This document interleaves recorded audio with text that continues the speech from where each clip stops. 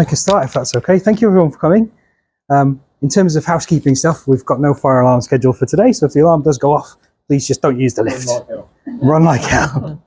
And if anybody needs the bathroom, feel free to sneak out. You can go up the stairs, and the women's toilet is open and anyone can use the men's just around the back there. We're doing this event in partnership with the British Fantasy Society, so if anybody is a fantasy reader or writer, and they cover horror as well, which I didn't know, then they're a brilliant little organisation.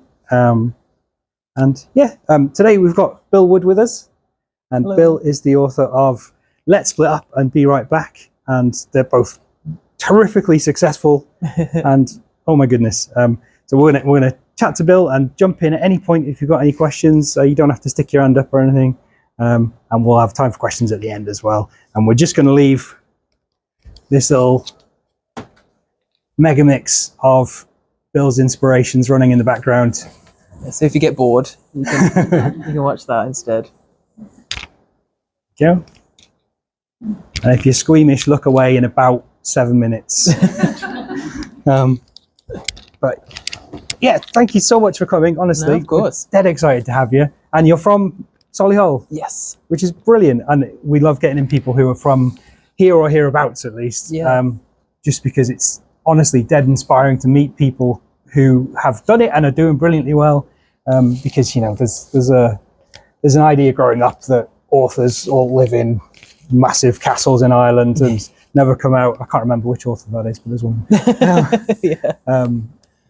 So yeah, we really appreciate it. No, of course. Thank you. How is it going for you? Your latest book came out a couple of weeks ago? Beginning of October, yeah. It's really good. Really good. It's doing really well. Instant bestseller. Yeah. Which is incredible. Yeah, it's great that it happened again. Yeah, and then we just announced the third book of the trilogy last week, One Last Scare, which will be out next October as well. Brilliant. How much are you allowed to say about that? Are you under contractual obligations and things? I can give like a brief premise. It's basically our gang's like final mystery. They're heading off to this island off this coast of Alaska called Chill Shore, where they've been invited by this shady billionaire. But of course, all is not what it seems. Yeah. And it's going to be, I handed it in a couple of weeks ago and it is crazy in the best way possible. But I'm excited about it. Oh, that's awesome. And I read that Let's Split Up was the fastest selling YA debut novel of 2024. Yeah. Which is insane. That's amazing. It is really weird. That's still crazy to think. In the UK, I should probably specify. That's still incredibly impressive. Yeah. It was weird. It's crazy. I don't think my publisher, was expecting it either. But that's kind of the power of online, which is something that I've really felt with these books, which has been amazing. Could you talk a little bit about your inspiration for Let's Split Up and the sort of the slasher movies and that kind of thing that you drew upon? Yeah, the idea first came for this book. I was rewatching the live action Scooby-Doo with my little brother. Class. Because he's quite a bit younger than me. And after it finished, I was like, I love this like vibe, how it's just like really fun and silly. Yeah. And I was like, there's nothing really like that, but like a little bit older. So I was like, oh, I'll do it. And then as I was writing it, I realized that I really wanted to inject sort of that 90s teen horror into it, hence Scream right there. So it did kind of just become a fusion of all like the things I really loved growing up. And I feel like I love all genres of horror, but this like really the self-referential, like really goofy stuff. Scream's not too goofy, but it has its elements. Yeah. And I was like, what if that was a YA novel? And yeah, Let's Split Up was born, I guess. And there's not a lot of like in the 90s when I was a kid, I was obsessed with point horror, and that sort of bracket doesn't seem to exist as much anymore. Yeah. Until your books have come along and filled it, which is brilliant. And it's funny because point horror was at my publisher now, so no way. Yeah, Scholastic. So I guess I'm kind of their point horror right now. You're the modern R.L. I'm waiting for the call saying, "Do you want to bring it back?" And I was like, "Yeah, why not?" But yeah, like to be fair, I read quite a few point horror books growing up, but I didn't realize it was point horror because I think I was in like reading them early mid 2000s ish. So it was kind of a different sort of period, but and it was kind of slowing down by then anyway. Yeah. But it was whatever was in the school library and stuff. Yeah. I always loved it because I always felt a bit too old for Goosebumps. Yeah. But obviously couldn't quite hack I'd read the occasional Stephen King novel off my mum's bookshelf and be like, what the hell is this? So Point Horror was that perfect sort of middle ground. It's like a gateway. Yeah, genre, yeah. So are you quite pleased that you're going to be getting a lot of kids into slasher movies? And... Yeah, sure. I mean, yeah, I've said this before as well, and I feel like there's certain different points in media that are like, if for like the younger people who are into like the spookiness of it all. And I've always said Scooby-Doo is like kind of the first intro into a lot of people's horror, because you think it really is just obviously neutered down a little bit. And I've always said like Scooby kids become Scream adults, and I stand by that too. But yeah, I mean, if it stops them watching something that's probably a bit too scary too early, I'd love to be that gateway. I've noticed at the moment these kinds of films, I don't know if it's just my TikTok algorithm, to be honest, but Scream seems massive again, and maybe it's because there's a new film coming out.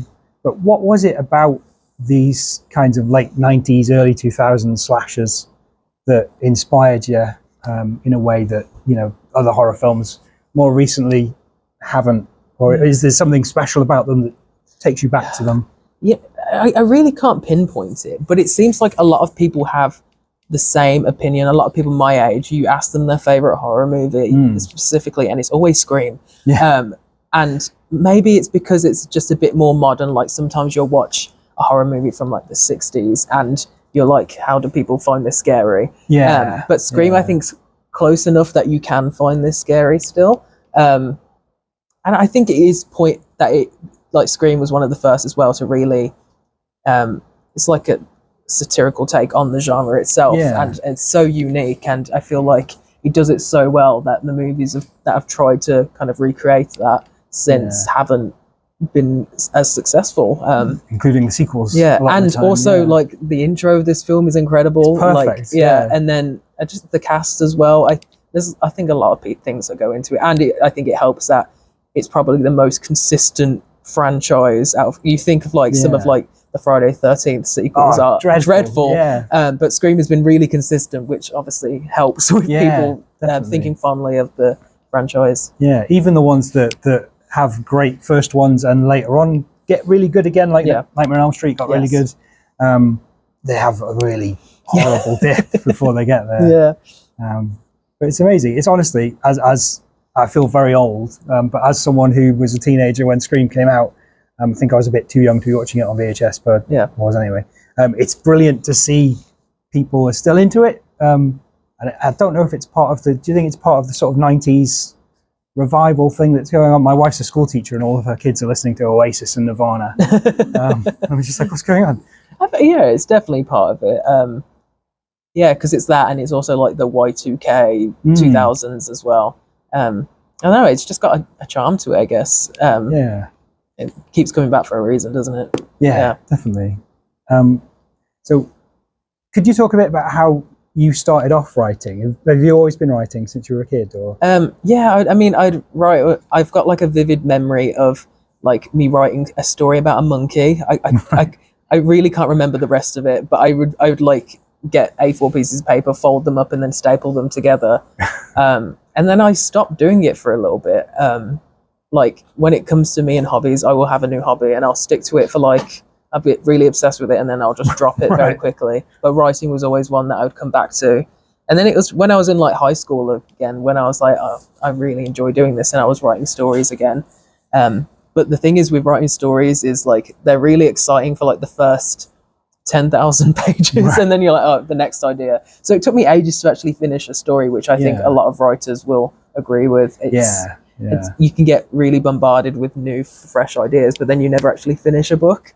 And I was like that for years. And then I think it was like 2020-ish was the first time I ever properly finished a book. It kind of just spiraled from there. What was the first book you finished, if you don't mind me? It was a fantasy novel that I ended up self-publishing. It's not available anymore for multiple reasons, but yeah, it was a learning curve, and while I probably, yeah, I mean, it's not a good book, but it was a part of the journey. If that makes sense. Yeah. At least you finished it and put it out there and learned from it. And one of the things that comes up a lot at our author events is I'm always badgering them because I'm trying to do it myself, and I'm just like, how do I do it better? And one of the things they always say is finish your book, and then the whole extra work of editing it, and that's how you get it good. Like, I think it's really easy as a writer, aspiring writer, anything. You will compare yourself to a book that's been on your shelf that's been edited 20 plus times. The amount of edits you go through as a writer, you really can't compare to a finished draft. I bet you go to Stephen King's first draft. I mean, he's written so many books now, it probably is like amazing, but maybe not the best example. But most people's first draft are bad. Some people draft differently, where their first draft is what they call like a zero draft, where you just word dump everything just so you have something on the page. And sometimes you need that, especially if it's a bit more of like a difficult story. I find if maybe like a fantasy book where there's a lot of world building and systems and stuff, sometimes you need to just get something down and then you can go back and add in all the details. Oh, brilliant. I've campaigned for years that we need to have editions of books that are the first draft, because that would be amazing. You had the first draft. It'd be very embarrassing. You had the first draft of the Star Wars script. Oh, it's dreadful. It's so bad. So, at what point did you decide that you were going to go for publishing a book instead of self-publishing? Instead of self-publishing. I think it was just when I was writing Let's But. Let's But was one that I'd written, and then it just didn't feel right initially. And I rewrote it 4 or 5 times over the next couple of years, and I would write other things in the meantime, but I'd always come back to it because I was like, I always thought it was quite special, just the whole premise. And I was like, there's nothing really that I can think of, or if there's anything similar, it's adult. So it was something that I always kept coming back to, and it was like mid to end 2023 where I just like, I think this is it, and self-publishing didn't really work out for me. And I was just like, I'm just gonna try, and I mean, it went really well, thank God. Really. But yeah, it was like a very fast process for me, which is not the common experience at all, but I'm very grateful for it. Just in terms of getting an agent was quick, and that kind of thing. It was literally months, if that. That's was amazing. Really fast. Because you hear horror stories about people taking years and years. Brandon Sanderson's one, isn't he? Yeah. He wrote 13 novels, and it was like his 13th that got him an agent. And honestly, if I had to write 13 novels first, I probably would have given up. So I'm glad it happened this way. That's a brilliant. It speaks to the strength of the premise, though, doesn't it? And the strength of the characters, that they were immediately just like, right. Yeah, and I think it's one of those things as well. It's like you're told not to write for the market, or you're told not to write what you want. And sometimes you've got to trust that voice. And sometimes when you're writing something, you don't realize that you're writing in a way to be more commercial, but it just happens. And I think because I started kind of in the online space anyway, reviewing books and doing that sort of thing, it was just in my mind anyway, and it just kind of subconsciously happened. So reading everything that was coming out and having to sort of put your thoughts about them into words. In the specific genre too. I think that's really important for writers, just like inspiration too. If you're consuming the stuff that you want to work on, it's really important because you can see kind of where the market is too. You can see what is popular. And I think it's a slippery slope. Like if I'm actually writing, say, a thriller, I won't be reading thrillers actively, because then I'm like, what if I accidentally put someone else's plot into my book? But then also I kind of separate it, because I don't want then reading to feel like work, if that makes sense. And sometimes it definitely does. So I'll go and read a fantasy book if I'm writing a thriller or something. And that's kind of how it works for me at the moment. Brilliant. What were some of the most challenging parts that you found when you were self-publishing originally? Everything. No. Because you've got to basically do everything yourself and learn 5 different jobs, haven't you? Well, I think the thing with self-publishing is that you're the whole publisher. You're the editor. You're the everything. Obviously, you hire editors and stuff. And I think it's just making those important decisions that really affect the release of the book. Like you don't have anyone advising you. I'm sure there probably are advisors for self-publishers now, but I didn't have it. And it is a very confusing process, as you know. I'm sure you know. I think it's more so maybe mentally like trying to convince yourself that your book's good enough. Especially, I think, is it like 2 million self-published books are released a year, something crazy like that. Yeah. So you're just like, oh my gosh. And with the best will in the world, not all of them are good. Like, So yeah, I think it's more so like that imposter syndrome, which never goes away, by the way. No. I did an event recently. My first ever event chairing a panel was for Holly Jackson, who wrote A Good Girl's Guide to Murder, which was amazing, but I was like, oh my God, because she is so successful. So immediately I'm just like, oh my gosh, she's so successful. But then afterwards I was thinking about it, I was like, well, she probably thinks the same when she's on a panel with like, I don't know, who's bigger than Holly Jackson? Stephen King. They've not been on a panel, but you know what I mean. That's just one thing that you've got to really push aside, even though it's just a human emotion. That seems to be a struggle for a lot of writers, is you have to think that you're brilliant enough to write the book, and then think that you're rubbish enough that you need to go back and read it 50 times before you can do anything with it. And it's like kind of similar as like I'll do events now with other authors and I've become really good friends with them. And it's trying to find that balance of like, they get announced their huge new book deal and you're so happy for them, but then you're just like, but I didn't get that much. And it's so silly to say, but it's, again, human emotion. It's just how you feel. It's an amazing industry, but it is really tough at times as well. I've seen you talk on your YouTube channel, which is brilliant. If anybody is an aspiring author, there's loads of awesome advice on there. It reminds me I should post again. Sorry, didn't mean to give you homework. But you talk about the difference between self-publishing and traditional publishing. What were some of the trickiest parts of traditionally publishing for you to sort of get your head around? I feel like one of the hardest ones was one of the first is like just giving up all that control. I mean, as we're saying, self-publishing, you decide everything. You can have final say. You have the entire say on the cover, how edits go, when the book comes out. And traditional publishing, it depends your publisher, but especially if you're a newbie, you're not going to get much say. And like, I was lucky that, like, say, my cover I really loved, so I didn't really need to fight back and say I didn't like this. But I didn't really have the voice at the time to say anything, because like, as like a debut author. Like nowadays I could definitely say, and I'm in a position with like my editor and my team that I can be like, I don't like this, and I know they would listen to me. But also just like the nervousness of handing over a book to someone, like a first draft. No, it wasn't a first draft, but like the sequel was a first draft to someone, and like, oh my God, they're going to see all my typos and spelling mistakes. And that's weird. But that's also something you get used to after a while. But then also, actually, they're the main things. Is it a little trickier when you're writing horror for sort of like, would you say about 14 and up? A Scholastic, obviously not asking you to badmouth your employer or anything like that. But do you have to be a bit more careful when it comes to things like depictions of violence and how many deaths you can include and that sort of thing? Honestly, no. Oh, really? I thought it might be the case, but to be fair, nothing in the first book's crazy. Second book, I thought, maybe they'd have something to say, because if you don't know, Scholastic is kids and young adult, and that's all they publish. So I did think they would say something, but they never did. They were like, more blood. I was like, okay. And then for the third book, because the US release was coming like 6 months afterwards. But the third book, they're trying to line up the dates, so the US have been a lot more involved with it. It's been interesting because they're like, no, we want it darker. I was like, guys, do you remember who you are? But it's been really interesting, even like how both sides of the pond kind of market as well. Like in the UK, this is very much a thriller. But you go to the US and they're like horror.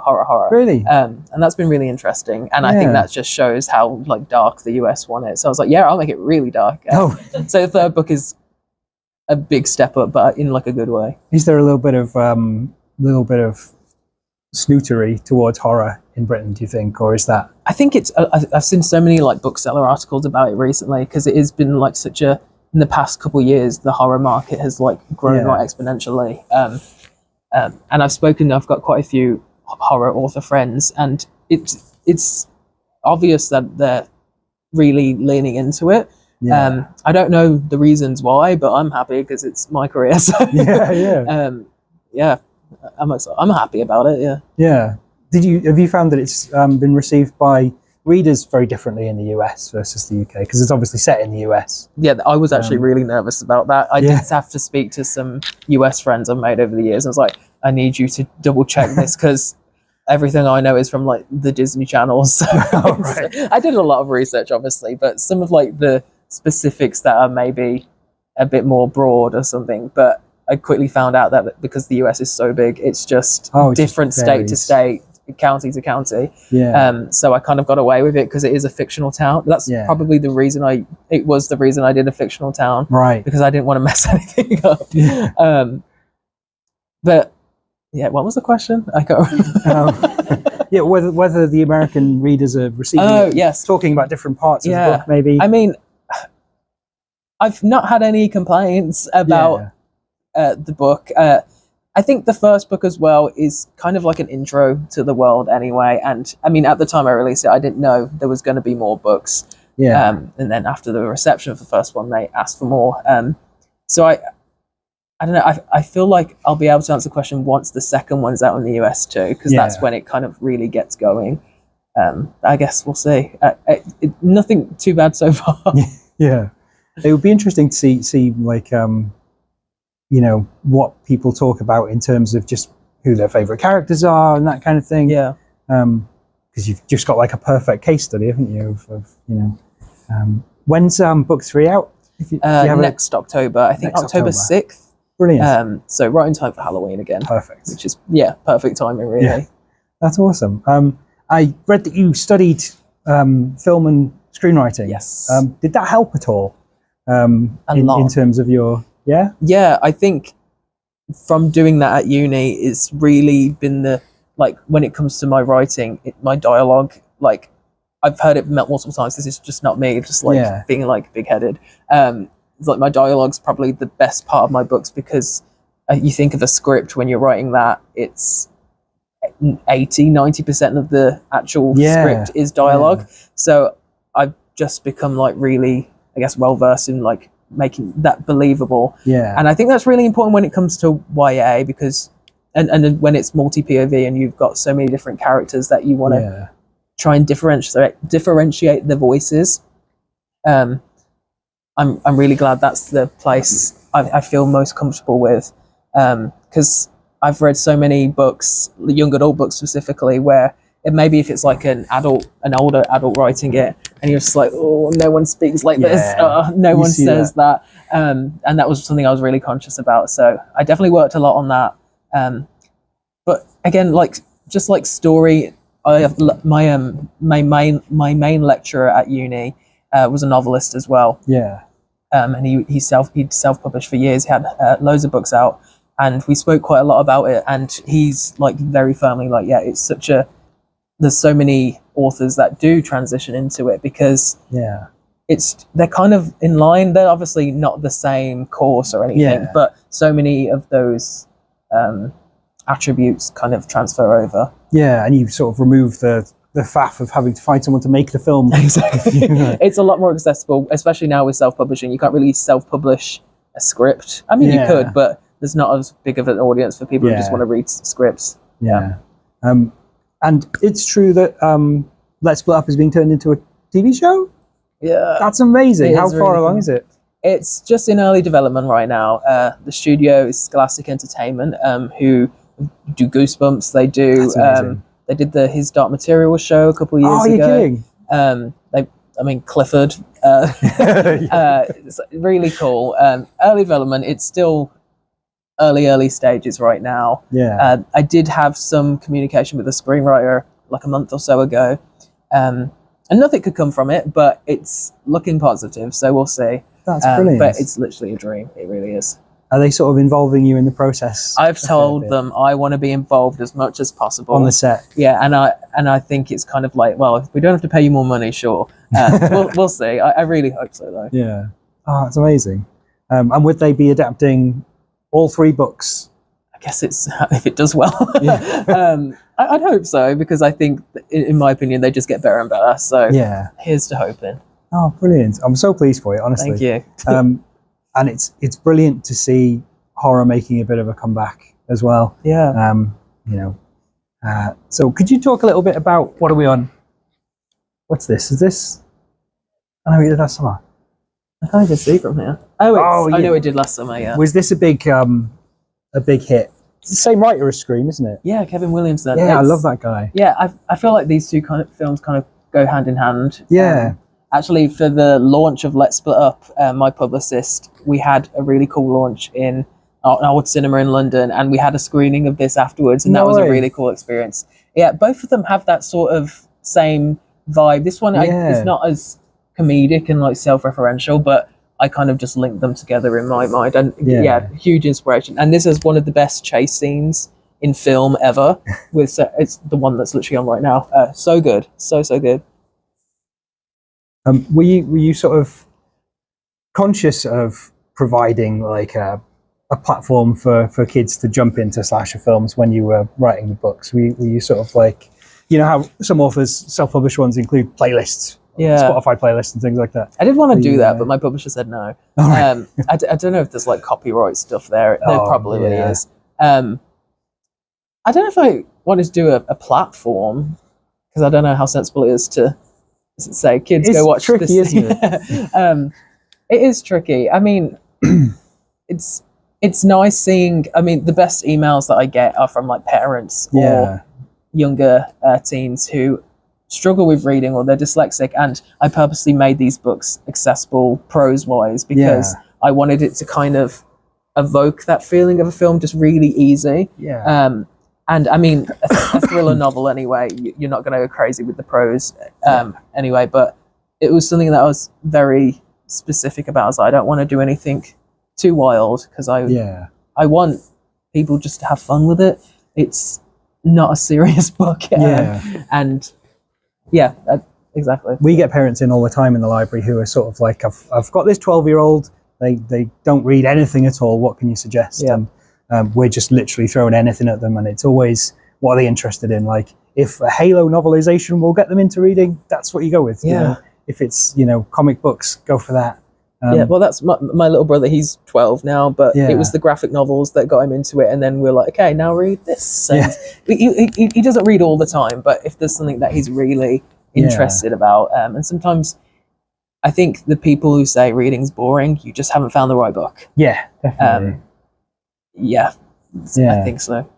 How do you feel about slasher movies in general, in terms of like, some of them are a bit sketchy. I've done a lot of research stuff into horror and love them, but it is always a bit like, especially slasher films, they're brilliant, they're very stylish and everything, but the further back you go, the sketchier they get.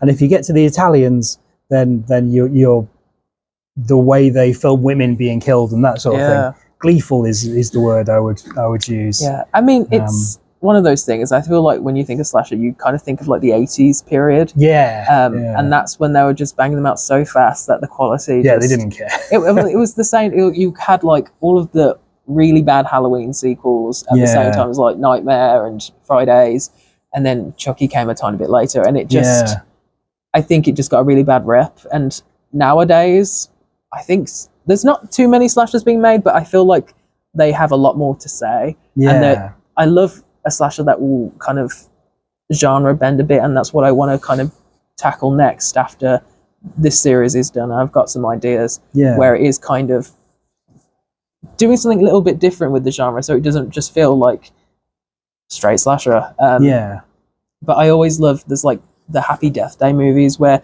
they're super unserious, but it's like that slasher, but there's like a time travel element, and that's kind of fun. Cool. I do recommend. They're very like easy, just awesome. They're nothing incredible, but it's, I think because they just had that period where all of them were so bad that people kind of think of them in just like a negative light now.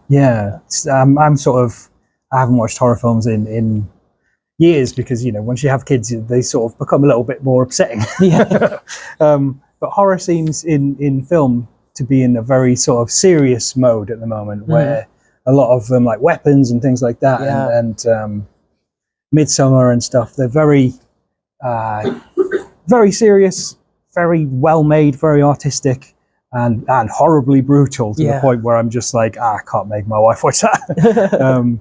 So it's nice to have your novels where they reintroduce a bit of the fun of horror. It's light-hearted. Like, obviously, it has its serious moments. They both do, but it is more fun than anything. And I think that's why I love, say, Scream, because it's a horror movie, but it's fun at the end of the day. It's a mystery, which I think really aids in kind of toning down the scariness of it. Definitely. And then also, like, just characterization of the main characters.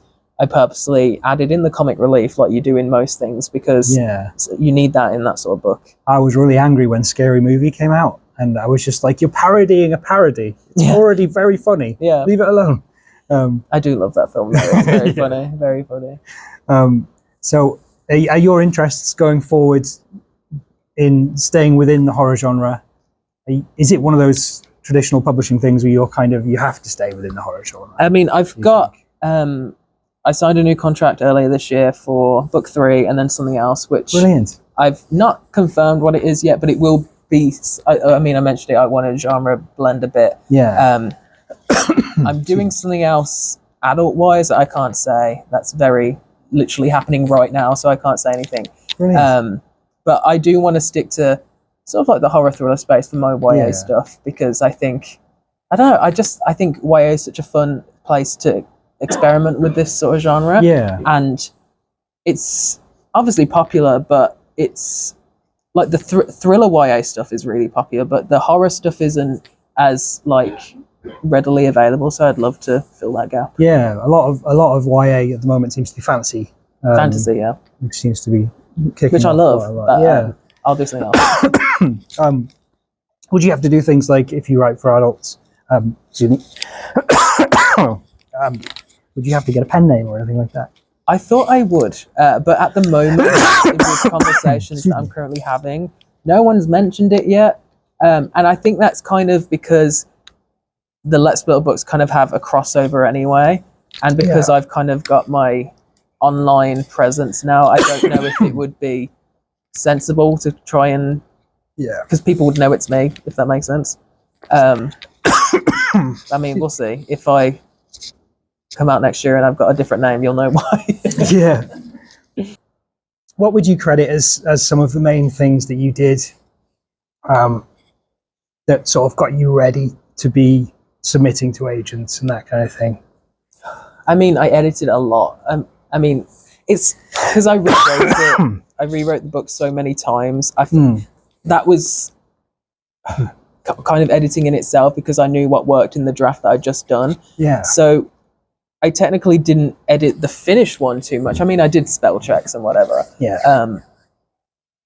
Editing was definitely the one thing, because in my mind, like when you're querying to agents, they get thousands a week, so you really need to make sure it doesn't look really unprofessional. I think they know that you're going to have spelling errors. I mean, my finished copies have spelling errors. That's just how it goes. Like human error happens. And honestly, that was the main thing, because I think it kind of leads into the imposter syndrome of it all again. And then just trying to get over yourself, like just send it off. You've had it for so long now that eventually you need to let it go, because then you can do other stuff in the meantime. And it's very easy to struggle with this idea that it needs to be absolutely perfect before you send it away. Definitely. And I think that's where a lot of writers will...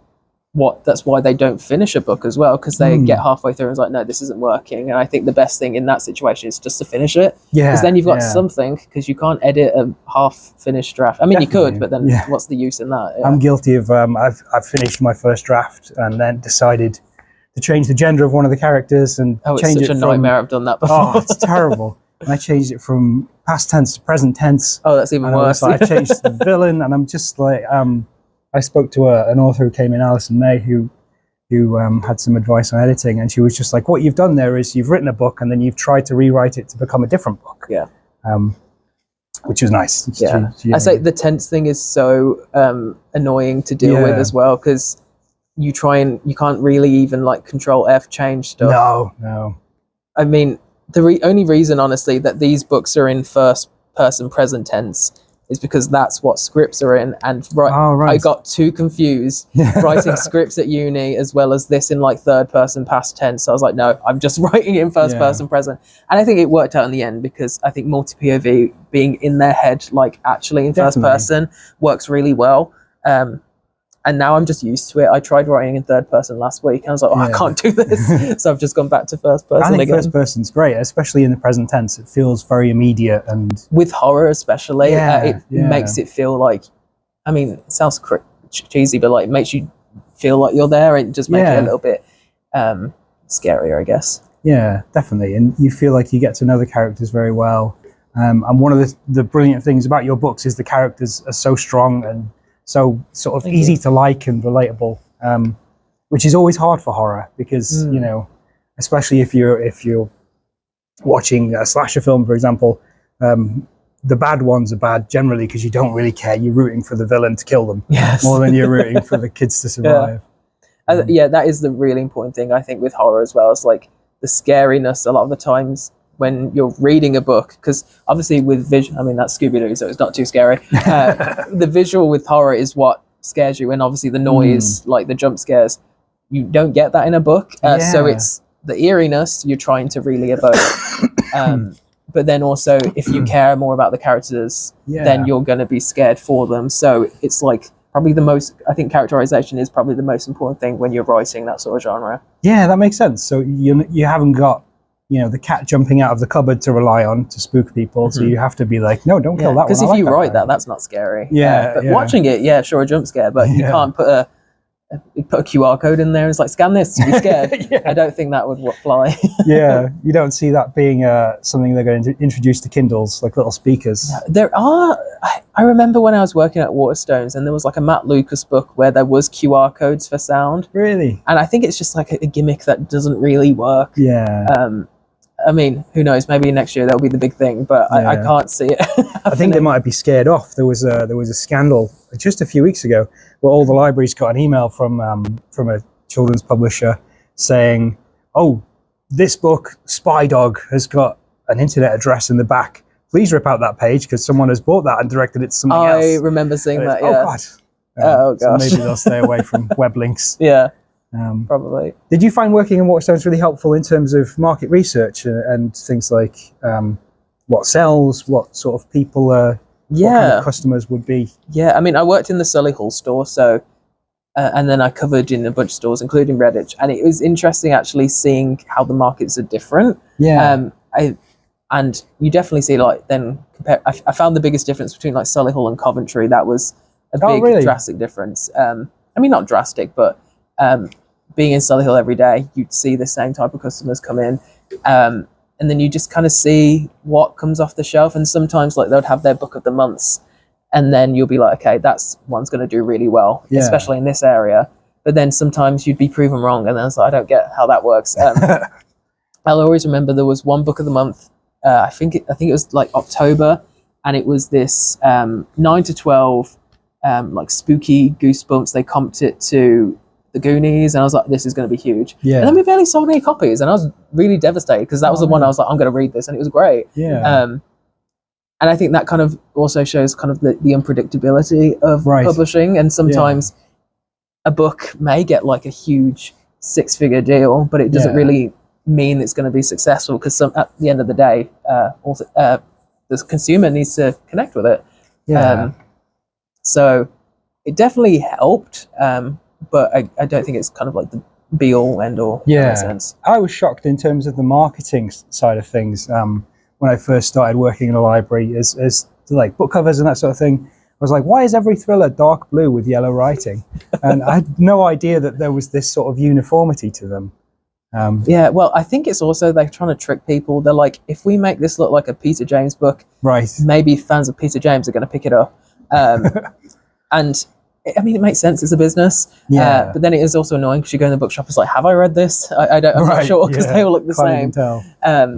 But yeah, I mean, it's so like they have whole teams to talk to do the research, and like that's why most authors don't really get a final say in the cover, because they need, there's cover trends, there's what they know what sells. Because I mean, when I went into publishing, I was like, I'd love this to have like illustrated cover with the friends on the front, and then I was like, quickly shut down. Oh, really? Because it's just not where the market is. In the US, that is the market, and which I find really interesting. It's just how things differ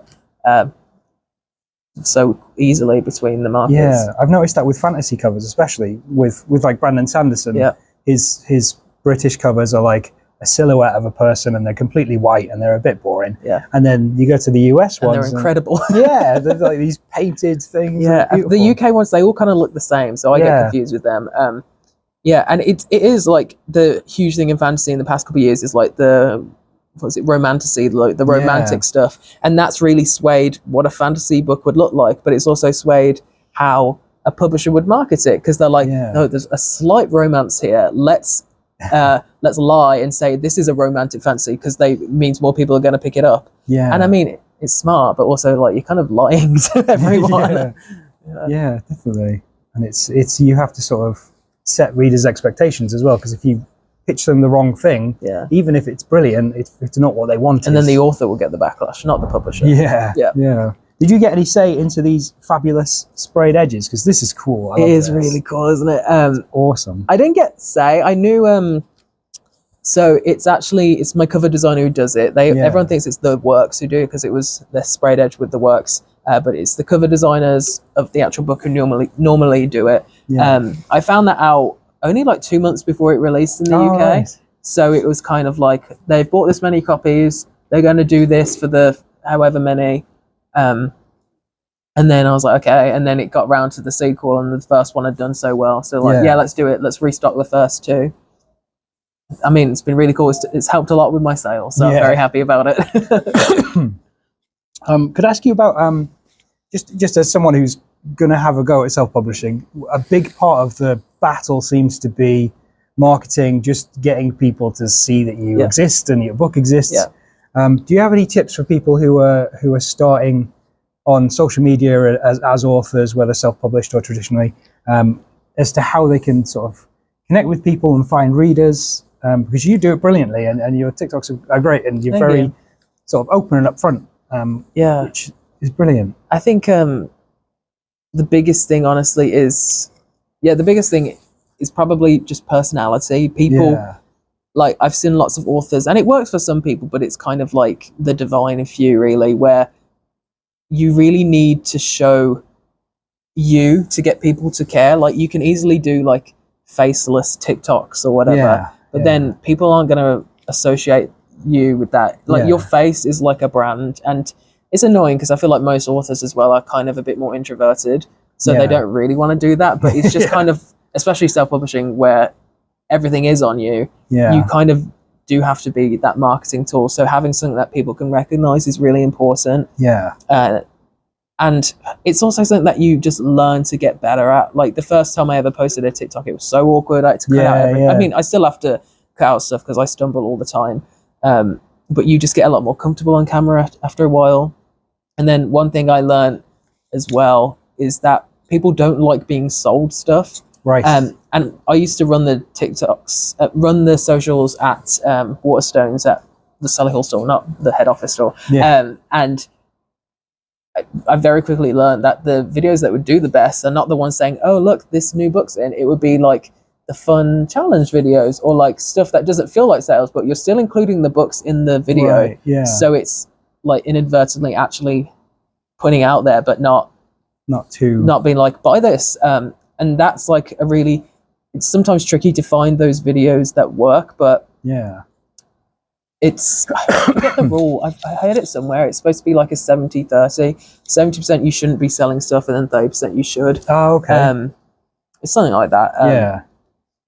It is trial and error, which is annoying. But I think it's kind of like how it's supposed to go. Exposure therapy of just doing it until it doesn't feel like you want to set yourself on fire at the end of every video. And it's another thing I should mention is that I feel like a lot of people think traditionally publishing is you don't really have to market. You really do. I think especially this day and age where social media is so popular, authors are expected to be like online figures now. And obviously it's not it's not as with self-publishing. Obviously, you've got no one. A traditional publisher will do stuff, Yeah. but say if you've got a lower amount for your deal, you're probably going to be a bit more on your own. Right. I think you think of traditional publishing, you're thinking of the Stephen Kings and stuff. Yeah. They don't have to do anything. Like Yeah, they're a brand yeah. at this point. It's like the majority of authors are kind of doing it themselves, which Right. is frustrating. Yeah. And if it was like 10 years ago, it would be a completely different story. So it's a bit of a misconception that self-publishing, you do everything yourself, and traditional publishing, they do everything for you. That's not quite... they definitely do things like you don't have to pay for the editing, which is great because that Yeah. can get very expensive. And then most times you'll be given like a publicist, which is great, and they'll get you Yeah. events and everything. But like when it comes to marketing, that's really down to, I think, if where they can see you in the market, or things can change so fast between when you sell it. I mean, sometimes most of the times actually with traditional publishing, you can sell a book Yeah. and then it doesn't come out for like 3 years. And by that time, the market could have shifted entirely. And I've had friends where they've released the book still, but they've just done nothing to support it. Right. Which is frustrating. I can imagine that's quite crushing if you sort of, you Yeah. build it up to be your dream to be published, and then you get there and you just sort of Yeah, left to it. sure, definitely. What advice would you have for a young person who's just having a go and they've decided, right, I'm going to write a novel? What would you say is the most important thing they could do to make sure they get to the end and have something to... I think setting yourself reasonable goals. Yeah. It actually doesn't exist anymore, but it did until last year. There was this thing called NaNoWriMo, Yes, which I did all yeah. the time, which is National Novel Writing Month, which is November. It's gone under now for some Bit of shady scandals in reasons. there, But I still kind of participate, like I'm doing at the moment, Yeah. but just obviously unofficially, Unbranded. where you're supposed to like write 50,000 words in a month, Yeah. which sounds crazy from like on paper. But it's I can't do the maths right now, but it's one of those things where I think if you can set yourself reasonable goals, like I want to get, even if it's 300 words done a day, Yeah. which is probably like a paragraph and a bit, it's not too much actually on paper. Yeah. Because at the end of the year, you've got like, again, I'm not doing the maths, but a lot of a book. Yeah. And I think sometimes if you'll try and rush through a book, and that's when you get burnt out, and that's when you don't finish it. And again, you can't edit an unfinished book. So I think that's probably the biggest thing. I use a software now since NaNoWriMo's stopped called Pacemaker, which is kind of the same sort of thing where you can just track your writing, you put your goal, you can do it for months ahead. And that for me just works for keeping on schedule. It just tells you like, right, I want to write 100,000 word novel, and it'll be like, right, if you do 500 words a day, you can do that in 6 months. Yeah, or and you whatever. can choose if you want it to be like, if you want the targets to change, depending, like if you have a good day, you write 10,000 words one day, it gives you the option for it to kind of shift your targets. Or if you want to write more on a weekend, you can do that. And it's obviously not necessary, and everyone works differently, but I think for some people, having that consistency, just having a guide is really helpful for finishing something. So would you say that sort of the best way to learn how to write a novel is just to power through and write one and see what you pick up along the way? I think so. And also, like, your first novel probably isn't going to be good. There's obviously exceptions to that, but the majority of people, their first book is awful. And that's fine. You're practicing. Maybe short stories might be a better way to practice your craft. And also just getting inspiration from anything, not just from books. I find, especially if I'm writing, I don't really want to read if I'm like on deadline specifically, and I'm just like so stressed by writing something. The last thing I want to do is read. So I'll go play a game, and that is I'm still getting inspiration, especially if it's got a story. I'm just kind of, it works. I don't know how, but watching a film, you're still getting inspired. And even going to author events, like when I feel like really stuck, I remember in 2022, I think it was, Penguin were doing a tour around some UK bookshops with 4 of their YA authors. And I just went to that and I left and I was like, I need to go write right now. Yeah. And I did. I like stayed up until like 1 a.m. writing, and it is really inspiring just hearing people tell their story. Yeah, definitely. One of the reasons we like to do them here is just that, just to have you come in and everybody can see Bill is a real person who exists, and you know, it's possible. Yeah. It's genuinely inspiring, because I grew up in a tiny little village in Wales. And you don't meet anybody who's done anything. You know, everybody who's there, their family has lived there for like 1,000 years, and they're all farmers or peasants of farmers and that sort of thing. And there's just no idea that you could do something yourself. Yeah. And I think just meeting people who have done it is you know, proof enough that you can have a go. Yeah. I think a lot of time as well, even here, you just think every author lives in London. Yeah. And to be fair, a lot of my friends do live in London, so that's kind of true. But it's just that familiarity, isn't it? And I like that there's just so many more book events nowadays, and I'll go to them and they're really fun. Yeah. Brilliant. Does anybody have any questions at all? I'm not sure what time. I'm sorry, I've blabbed on quite a lot. Does anybody have any questions at all for Bill? About the books or about writing in general? Yeah. So obviously you said like differences between the first draft and how it comes out. Are there any like big changes that happen in yours that you tell us about the characters or plot? Yeah, I mean the biggest thing that changed is we removed a point of view. I mean, it's not really spoilers because Buffy is a main character in the second book, so it's obvious. But she was the new girl in book 1, and when I wrote it, she had a point of view as well. But I was still trying to make her mysterious, and I was like, well, it makes no sense because we know she's fine. It's just kind of like the characters are suspicious of her. And that was like the one big edit that my editor had when I signed the deal, was like, I think we should omit her POV completely, rewrite some of her scenes from other people, or just write new ones from other perspectives. And I think it made the book stronger. I mean, because she is a suspect in the first one. Yeah, that's probably the biggest thing. We obviously like rejigged some scenes and like which order they happen just for like suspense reasons. I think it helped the book. But the first book, there really wasn't much. To be fair, in the second one, there really wasn't much. But I think I go into my books now with such like a clear plan of like, it's not chapter by chapter, but it's like this happens and this happens and this happens. Okay. And which helps structure wise. And because I speak with editors, it's all got to be approved first. It's a pretty solid structure now. So thankfully, I don't know. We'll see for book 3 if I have some crazy changes. So do you sort of go to them with an outline and then they approve the outline? Basically, yeah. And like we'll go back and forth on some bits. Yeah. And that's kind of just how it's tightened up the editing, because that's one thing. I love Scholastic. They're amazing, but their deadlines are absolutely crazy. And because they want to book like out every year, sometimes you don't have time to edit forever. Yeah. So it's kind of just how we've worked out how it works. Yeah.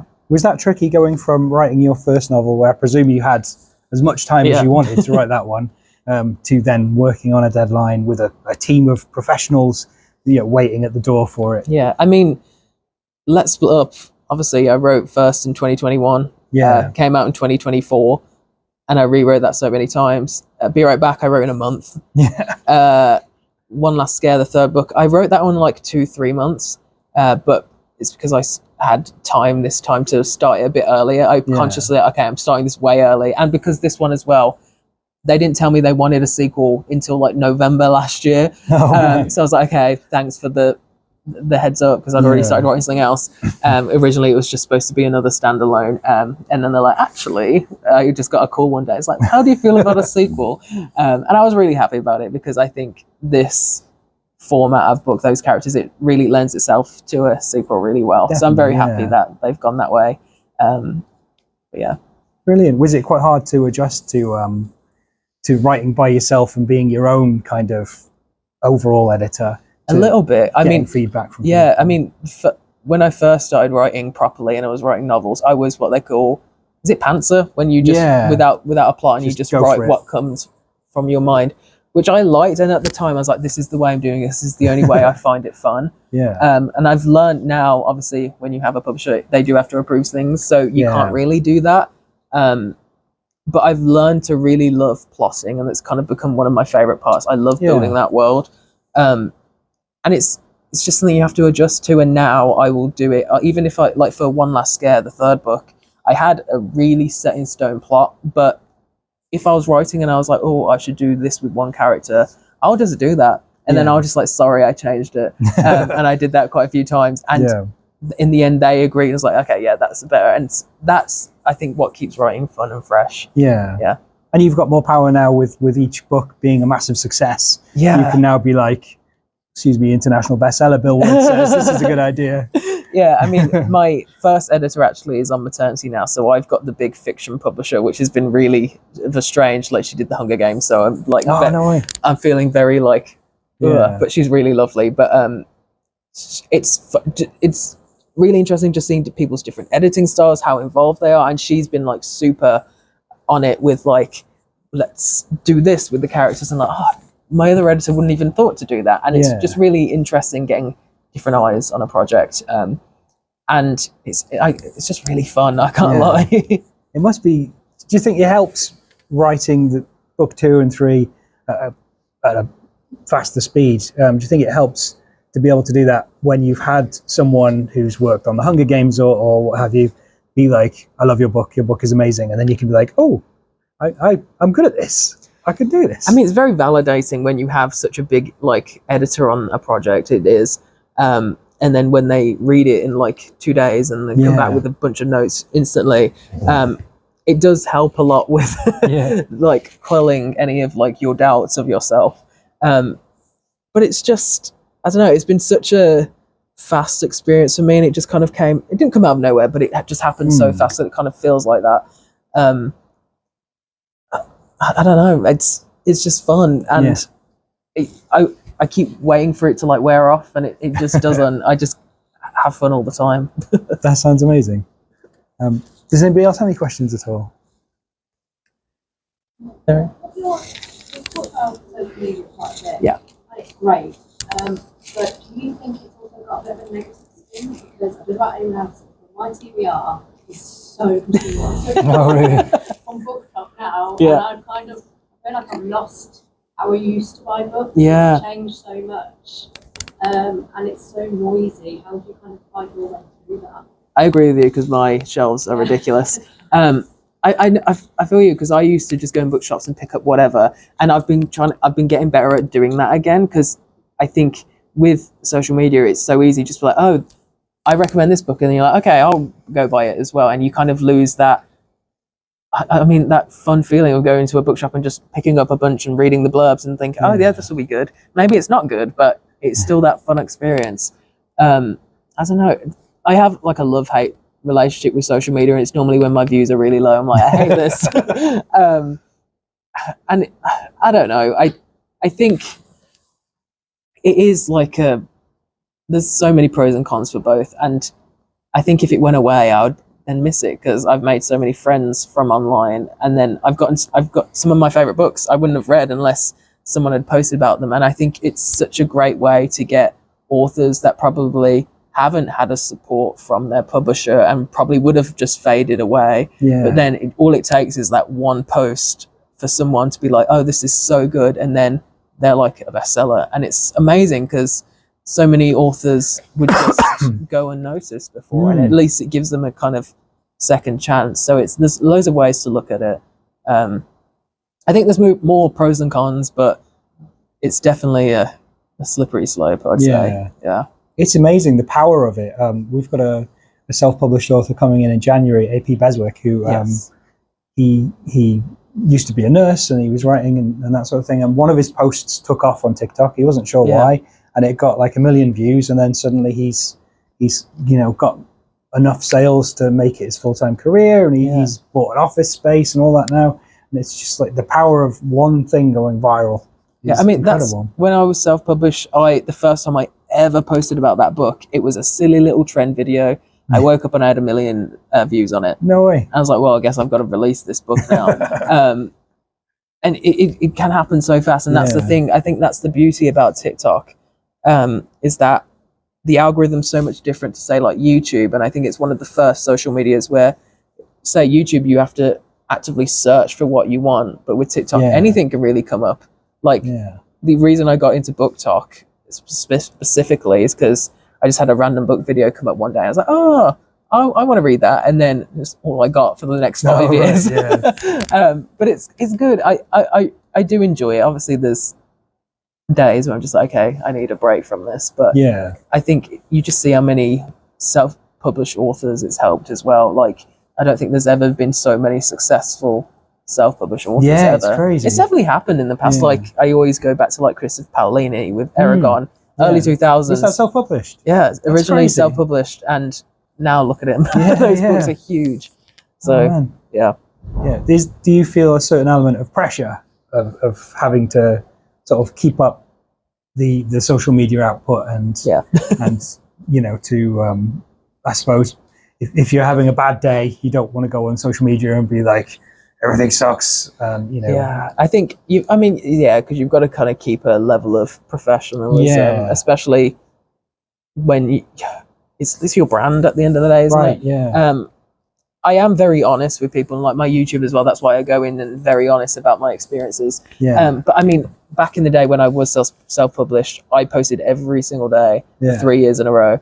That's And then hard. one day I just like, I can't do this anymore. Yeah. So I will still post consistently, but I think as well it helps that now I've got the sales. I know I don't Yeah. have to be so on it.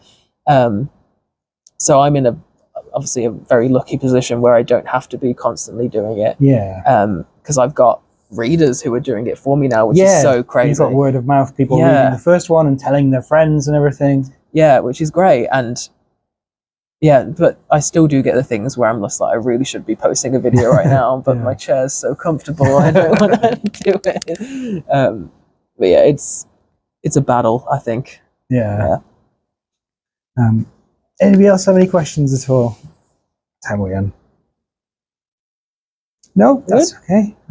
But yeah, thank you so much for coming in. Of course, honestly, thank you for having me. And it's brilliant to meet you, and you're doing amazingly. It's honestly super inspiring, and I Thank love you. that you're making slashes cool again. It's awesome. But thank you very much. Thank you for having me. Thank you for coming.